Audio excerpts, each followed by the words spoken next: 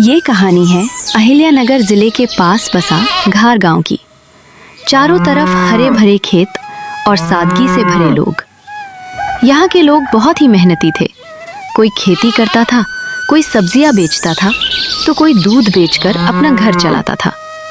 लेकिन खाने के लिए पूरे गांव में सिर्फ एक ही होटल था, मुस्ताक का चिकन बाल्टी होटल। मुस्ताक का स्वभाव बिल्कुल अच्छा नहीं था।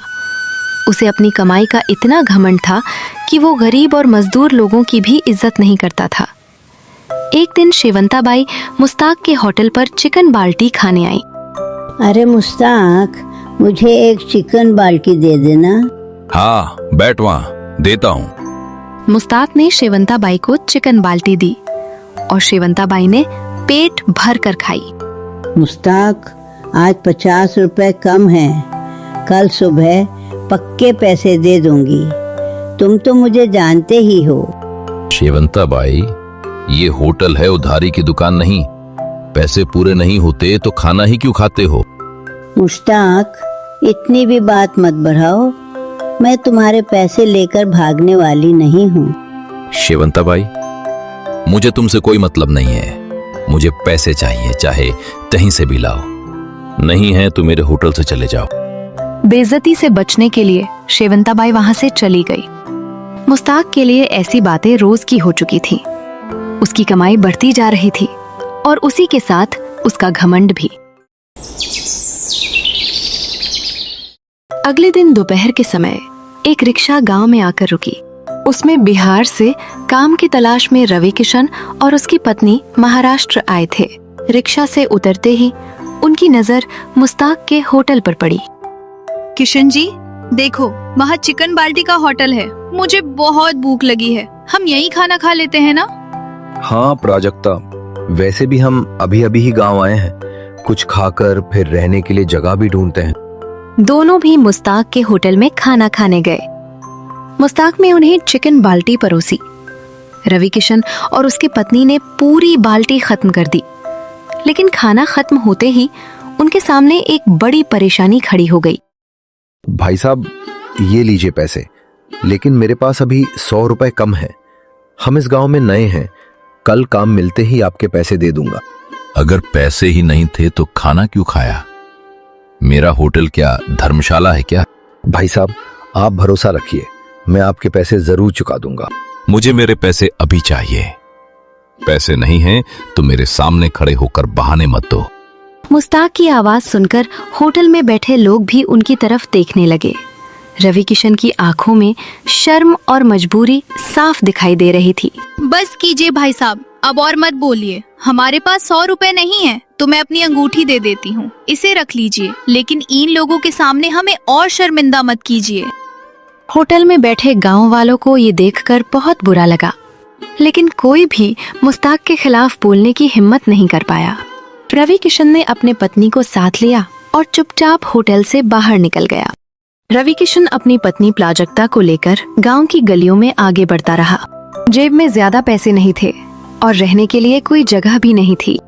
आप चिंता मत कीजिए, आज जो हुआ वो बहुत बुरा था, लेकिन हम यहाँ काम करने आए हैं। मेहनत करेंगे तो भगवान जरूर हमारे लिए कोई रास्ता निकालेगा। तुम सही कह रही हो, चाहे कोई भी काम मिले मैं मेहनत करूंगा और इस गांव में अपनी एक नई शुरुआत जरूर करूंगा। इसी दौरान रास्ते में उनकी मुलाकात गांव के एक सम्मानित आदमी से हुई।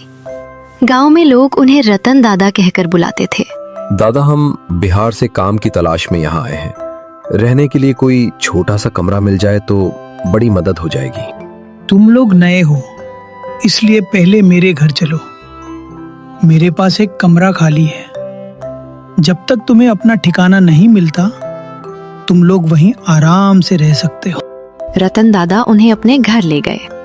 थोड़ी देर आराम करने के बाद उन्होंने रवि किशन से उसके काम के बारे में पूछा। रवि किशन, यहाँ रहकर कौन सा काम करना चाहते हो? कुछ सोचा है क्या? दादा, बस ऐसा काम चाहिए जिससे रोज की कमाई हो और मैं अपने परिवार को अच्छे से संभाल सकूं।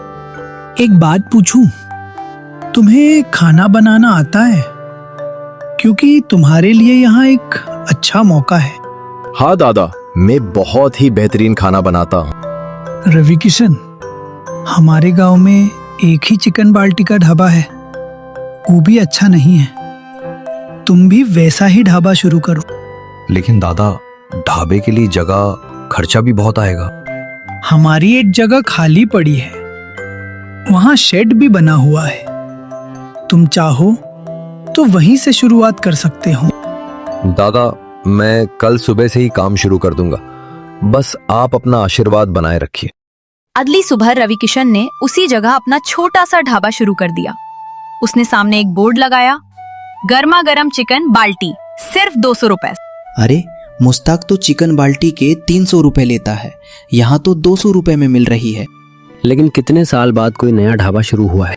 धीरे धीरे लोग रवि किशन की चिकन बाल्टी खाने आने लगे। रवि किशन भाई, सच कहूं तो 200 रुपए में इतना अच्छा स्वाद मिलेगा, ये मैंने सोचा भी नहीं था। पहले ही दिन रवि किशन ने लगभग 2000 रुपए की कमाई कर ली। उधर जब मुस्ताक को ये खबर मिली तो उसके चेहरे का रंग उड़ गया। ये कैसे हो सकता है? इस गांव में लोग मेरी चिकन बाल्टी खाते थे, आज ये क्या हो गया? रवि किशन के चिकन बाल्टी ढाबे को शुरू हुए कुछ ही दिन हुए थे, लेकिन सुबह से ही उसके ढाबे के बाहर ग्राहकों की भीड़ लगने लगी थी। रवि किशन भाई, एक चिकन बाल्टी दो ना। बैठो भाई, अभी गर्मा गर्म देता हूँ। एक दोपहर अचानक उसके ढाबे के सामने एक चमचमाती लाल रंग की कार आकर रुकी। कार से एक आदमी और एक महिला बाहर निकले और सीधे रवि किशन की तरफ चल पड़े। क्या आप ही रवि किशन हैं क्या? जी साहब, मैं ही रवि किशन हूँ। हम शहर की एक बड़ी फूड कंपनी से आए हैं। हमारे कुछ कर्मचारियों ने यहाँ खाना खाया था। उन्होंने आपके खाने की बहुत तारीफ की, इसलिए हम खुद आपसे मिलने आए हैं। हमारी कंपनी में रोज बहुत सारे कर्मचारी खाना खाते हैं। हमें हर दिन 50 चिकन बाल्टी चाहिए। 50 बाल्टी रोज? साहब, काम बड़ा है, लेकिन मैं पूरी मेहनत से इसे संभाल सकता हूँ। साहब ने कुछ देर रवि किशन से बात की और आखिरकार सौदा तय हो गया। ठीक है रवि किशन जी, आज से काम पक्का समझिए। ये 50,000 रुपए एडवांस रखिए और कल से पहला ऑर्डर तैयार रखिए। साहब और वो महिला वहां से चले गए। रवि किशन कुछ देर तक उन पैसों को देखता रहा, फिर वो ये खुशखबरी लेकर अपनी पत्नी के पास चला गया। प्राजक्ता, आज हमें शहर की कंपनी ने रोज के 50 चिकन बाल्टी का ऑर्डर दिया है। बाप रे, देखिए मैंने कहा था ना, मेहनत कभी बेकार नहीं जाती। हाँ, अब हमें और मेहनत करनी है। कल पहला ऑर्डर है, आज रात से ही तैयारी शुरू करेंगे। उस रात दोनों ने मिलकर चिकन बाल्टी की तैयारी शुरू कर दी। अगली सुबह रवि किशन ने पूरे मन से 50 चिकन बाल्टी तैयार की। तय समय पर कंपनी के लोग भी आ गए। रवि किशन जी, हमारी ऑर्डर तैयार है क्या? जी साहब, एकदम रेडी है। कुछ ही महीनों में रवि किशन की जिंदगी पूरी तरह बदल गई। उसकी कमाई अब हजारों में नहीं, बल्कि रोज 30 से 40 हजार रुपए तक पहुंचने लगी। उसने अपने लिए एक बड़ा पक्का मकान बनवाया और ढाबे पर काम करने के लिए 2 लोगों को काम पर रख लिया। मालिक, आपने हमें काम दिया है, इसलिए हमारा घर भी अच्छे से चल रहा है। तुम दोनों मेहनत से काम करना। मुझे याद है कि मैंने भी कभी इसी तरह काम की तलाश में यहाँ कदम रखा था। जिस रवि किशन के पास कभी रहने के लिए जगह नहीं थी, आज उसी के घर के बाहर लोगों की गाड़ियां खड़ी रहती थीं। उधर मुस्ताक का होटल लगभग खाली रहने लगा था। जिस आदमी को मैंने 100 रुपए के लिए सबके सामने बेइज्जत किया था, आज वो आदमी कितना अमीर बन गया है। कुछ देर बाद मुस्ताक हिम्मत करके रवि किशन के पास पहुंचा। रवि किशन ने उसे देखते ही पहचान लिया। रवि किशन भाई, मुझे माफ कर दो। उस दिन मैंने तुम्हारे साथ बहुत ही गलत व्यवहार किया था। मुस्ताक जी, पुरानी बातों को छोड़िए। हर इंसान से कभी ना कभी गलती होती है। नहीं, मेरी गलती छोटी नहीं थी। मैंने तुम्हारी मजबूरी नहीं समझी और तुम्हारी पत्नी की अंगूठी भी रख ली थी। वो अंगूठी अभी भी आपके पास है? अगर है तो आज ही उसे वापस कर दीजिए। यही सबसे बड़ी बात होगी। मुस्ताक ने तुरंत रवि किशन के पास उसके पत्नी की अंगूठी सौंप दी। रवि किशन ने मुस्ताक को माफ कर दिया, लेकिन बात यहीं खत्म नहीं हुई।